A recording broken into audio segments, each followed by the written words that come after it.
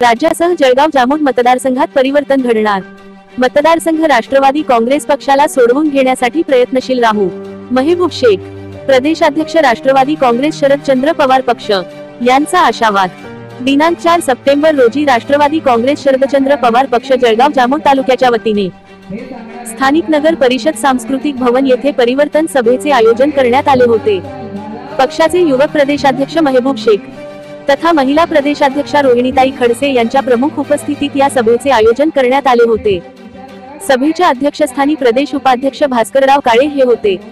गेल्या 20 वर्षापासून जळगाव जामोद मतदारसंघात भाजपाचे आमदार आहेत, त्यांना आता जनता कंटाळली आहे। लोकांना आता परिवर्तन हवंय, त्यासाठी या परिवर्तन सभेचे आयोजन करण्यात आले होते। जनतेच्या सेवेसाठी निवडून दिलेले आमदार गुवाहाटी जाऊन बॅग उचलून कुलीचे काम करतात असा घणाघाती आरोप महबूब शेख यांनी केला। तसेच जळगाव जामोद मतदारसंघात एकत्रितपणे परिवर्तन घडविण्याचे आवाहन त्यांनी केले। राज्यात महिलांवरील अत्याचार मोठ्या प्रमाणावर वाढत आहेत। महायुती सरकार फक्त आपली सत्ता वाचविण्यात गुंग असून त्यांचं महिला सुरक्षेकडे दुर्लक्ष झालंय। महिलांना लाडक्या बहिणी योजनेची नाही तर सुरक्षित बहिणी योजनेची आवश्यकता आहे। महाविकास आघाडी सरकारने पारित केलेला महिला सुरक्षतेसाठीचा शक्ती कायदा केंद्र सरकारने रोखून धरल्याचा आरोप रोहिणी खडसे यांनी केला। प्रसेनजीत पाटील हेच विधानसभा उमेदवारीचे दावेदार असून सर्वांना सोबत घेऊन काम करण्याचे कार्यक्रमाच्या अध्यक्षस्थानी असलेले प्रदेश उपाध्यक्ष भास्करराव काळे यांनी मनोगत व्यक्त केले। जळगाव जामोद मतदारसंघातील आमदारांचे जनतेच्या समस्येकडे अजिबात लक्ष नसून मतदारसंघातील प्रचंड भ्रष्टाचार वाढला आहे। कचऱ्यापासून वीज निर्मितीचा प्रकल्प होऊन आहे, त्यातून एक वॅट वीज सुद्धा निर्माण झाली नाही, असा आरोप प्रसेनजीत यांनी केला। मतदारसंघात एकत्रित काम करून भाजपाचा पराभव करू असे प्रतिपादन त्यांनी यावेळी केले। कार्यक्रमाचे प्रास्ताविक प्रमोद सपकाळ यांनी केले। तसेच संजय गाडेकर, संगीतराव होंगळ, पराग अवचार, वर्षा वाघ यांची भाषणे झाली। पळशी सुपो येथील सरपंच उमेश कोकाटे, भाजपा कार्यकर्ते शरद कोकाटे, जळगाव जामोद येथील सामाजिक कार्यकर्ते तस्लीम पठाण, डॉक्टर तनवीर खान, काँग्रेसचे अल्पसंख्याक माजी शहराध्यक्ष राजू शेख यांच्यासह शेकडो आदिवासी तथा कार्यकर्त्यांचा पक्ष प्रवेश पार पडला। मंचकावर प्रदेश सचिव आफताब शेख, अल्पसंख्याक प्रदेश सचिव रफिक सेठ, सौ स्मितताई पाटील, MD साबीर, जियाउल हक, विश्वासराव भालेराव, महादेव भालकडक, शेख जावेद, इरफान खान सह अनेक पदाधिकारी कार्यकर्ते उपस्थित होते। पर कॅपिटल इन्कम प्रति व्यक्ती आहे यामध्ये देखील आपण राज्याचा 6व्या-7व्या नंबरवर आलेला आहे। आपल्या देशात लहान लहान राज्य आता पुढे जाऊन आलेले आहे। या 20 वर्षामध्ये निव्वळ तुमच्या माझ्यावर कर्जाचा डोंगर उभारा करून सर्व आमदारांना वाटेल तेवढा निधी 500 हजार कोटी रुपयाचा निधी एकेका आमदाराला या लोकांनी दिलेला आहे। अरे एवढा निधी जर आमच्या मतदारसंघांमध्ये आला तर आमच्या मतदारसंघाचे तर बिलकुल कोणताही मतदारसंघ महाराष्ट्रात असेल त्याचा जो झाला नाही तेवढा विकास आतापर्यंत व्हायला पाहिजे होता। परंतु दुर्दैवाने मला असं वाटतं जो कामाचा दर्जा होऊन आलेला आहे किंवा विनाकारणचे कामं काढल्या जाऊन राहिलेले आहे, जो रस्ता इकडे झालेला त्या रस्त्याला पुन्हा पुन्हा होऊन आलेला आहे। आमच्या भागात काही उदाहरण देतो म्हटलं तर खूप मयूरभाई, भेंडाळा 40 टापरे गोमाल हा आदिवासी पट्टा आहे। त्या ठिकाणी वीज नसल्यामुळे त्या ठिकाणी कचऱ्यापासून वीज निर्मितीचा कारखाना प्रकल्प शासनाने 100% सबसिडीवर तो त्या ठिकाणी प्रकल्प सुरू केला। त्या ठिकाणी खेदाला सांगायचं वाटतं तो प्रकल्प यांनी प्रचंड एवढा खाल्ला की त्या प्रकल्पातून 1 मेगावॅट देखील वीज आतापर्यंत 1 युनिट देखील वीज तयार झालेली नाही आहे। आणि आज कोणी जाऊन पाहावं, या इच्छा आमदाराला सांगतो, खासदाराला सांगतो की चला आमच्या सोबत दाखवा मला तो प्रकल्प कुठे आहे, कशी त्यातून वीज निर्मिती होते।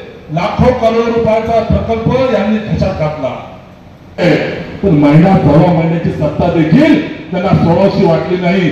त्यांनी शिवाजी महाराजांचा पुतळा बंद तुटला, दुसरा बनवू अशी भाषा करायला लागले। आणि शिवाजी महाराजांचे जर या राज्यामध्ये हे असे हाल करायला लागले तर शिवाजी महाराजांनाही सोडत नाही तर बाकी तुम्ही आपण दूर राहिलो मित्रांनो। आमच्या भगिनीसाठी 1515 रुपयाच्या महिन्याची स्कीम सुरू केली। तसं भगिनीच्या त्या ठिकाणी सर्वांना रांगेत लावलं, बँकेकडे जाणं हा खूप मोठा द्राविड प्राणायाम त्यांनी सुरू केला। आणि नंतर त्याच भगिनींना जेव्हा बदलापूर सारखी घटना घडली, त्यानंतर आमच्या काजी खेळण्याची घटना घडली, त्यानंतर तुमच्या मुंबईमधल्या ज्या घटना घडल्या, पुण्यामधल्या ज्या घटना घडल्या, त्या सर्व घटनांनी मन उच्चिन्न झालेलं आहे. आमच्या आया बहिणी या राज्यामध्ये सुरक्षित नाही आहेत. आमच्या आया बहिणी बोलायला लागल्या, अरे ते 1500 रुपये घेऊन काय करू, आम्हाला त्या 1500 रुपयापेक्षा आमची सुरक्षितता महत्वाची आहे, आमच्या उपरीची सुरक्षितता महत्वाची आहे, आमच्या जीवाची सुरक्षितता महत्वाची आहे. ते दूर राहून आम्हाला विकत घेण्याची भाषा या सरकारने करू नये असा आक्रोश महिलांनी या ठिकाणी करायला सुरू केलेला आहे. तरी हे काम असलं आमदाराला वेळ नाही. अहो प्रसन्नजी दादा, आमदाराला वेळ कसा भेटेल? इथं जर आमदाराने वेळ दिला तर गुवाहाटीत लोकांच्या पिशव्या कुणी उचलायच्या?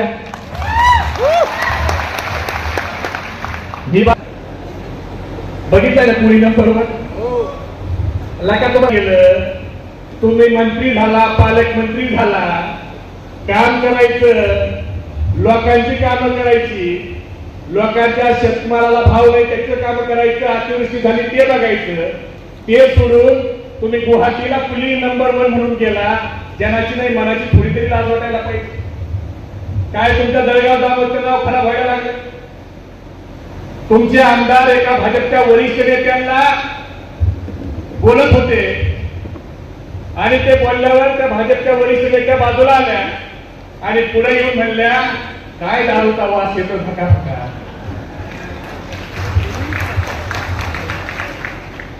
आणि संगीतराव ही असला बाबा तुम्ही 4 वेळा निवडून दिला. मला तुम्ही सांगा, तुम्हाला चूक झाली, ती चूक दुरुस्त करायची वेळ आता तुम्हाला 2024 आलेली आहे. 2024 जर हुकलं तर बघा तुम्हाला फार त्याचा त्रास होईल. आता उमेदवार कोण आहे काय आहे ते महाविकास आघाडी पवार साहेब ठरव. ही जागा मागण्यासाठी नक्कीच वरिष्ठांकडे प्रयत्न करूयात, पण शेवटी महाविकास आघाडी म्हणून जो निर्णय होईल तो निर्णय आपल्याला सगळ्यांना मान्य करावा लागेल. आज तुम्ही सगळे इथे उपस्थित आहात. खरं भाषण करण्यापेक्षा, कारण आता भरपूर वेळ झाले तुम्ही इथे बसलात, जात आहेत, अनेक आश्वासनांच्या माध्यमातून तुमच्यापर्यंत लोक पोहोचतायत. आम्ही हे करू, आम्ही ते करू, आम्ही 100 कोटी आणले, आम्ही 50 कोटी रुपये आणलेत. आपण फक्त आकडे ऐकतोय. हे आकडे जाहीर होत असताना आपण कधीतरी विचार करतो का? एक सर्वसाधारण नागरिक म्हणून आपण प्रत्येकाने विचार करणंही अपेक्षित आहे. माझ्या माता भगिनी इथे बसल्यात. आता आपल्याला थोडं 10 वर्ष मागे जाऊयात आणि 10 वर्ष आधी आपल्या सिलेंडरचा भाव काय होता सांगता येईल का? 300 रुपये बरोबर, 400 रुपये. आज किती आहे? 1100, 1200 बरोबर. म्हणजे महागाई 4 पटीने वाढली बरोबर. डाळीचे भाव वाढले आहे की नाही?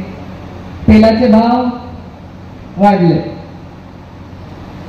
तेल, तूप, डाळी, धान्य, गहू, ज्वारी, सोयाबीन सगळ्यांचे भाव वाढले बरोबर. आपण आता संसार चालवत असताना तुम्हाला 1500 रुपये दिले तुम्हाला. आता आम्हाला राख्या बांधा. आता तुम्ही ठरवा. मी म्हणणार नाही. मी म्हटलं की तुम्ही म्हणाल राजकारण करते.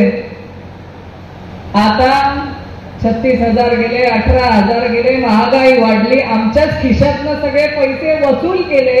मी तर म्हणते लुटलं, आपलं घर लुटलं, आपलं घर लुटलं. आणि मग आता आपल्याला म्हणतात दिले. मोठ्या मोठ्या सभा घेऊन तुमच्यावरती उपकाराची भाषा केली जाते. अरे देतोय तुम्हाला, आता आम्हाला येत्या विधानसभेला निवडून द्या. देणार का? मी तर आलं माझ्याकडे की मी सांगणार. माझ्या शेतीमालाला भाव दिला का? नाही दिला.